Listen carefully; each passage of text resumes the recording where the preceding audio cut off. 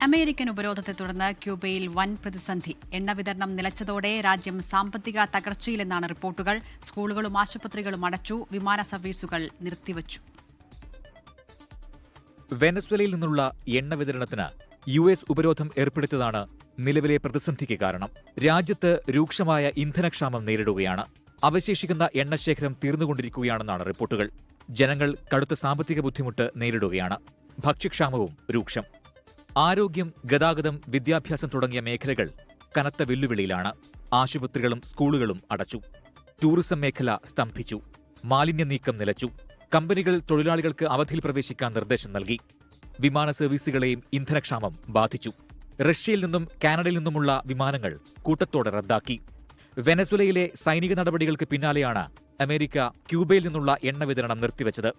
ബദൽ മാർഗങ്ങൾ കണ്ടെത്താൻ ക്യൂബയ്ക്ക് ഇതുവരെ കഴിഞ്ഞിട്ടുമില്ല. ഇതാണ് പ്രതിസന്ധി രൂക്ഷമാകാൻ കാരണം. International desk 24. ലോകത്തെവിടെയായാലും ഏത് സമയത്തും 24 വാർത്തകളും ഓഗ്മെന്റഡ് റിയാലിറ്റി പാക്കേജുകളും എക്സ്പ്ലെയിനറുകളും വിശദമായി കാണാൻ ഞങ്ങളുടെ യൂട്യൂബ് ചാനൽ നിങ്ങൾക്ക് സബ്സ്ക്രൈബ് ചെയ്യാം.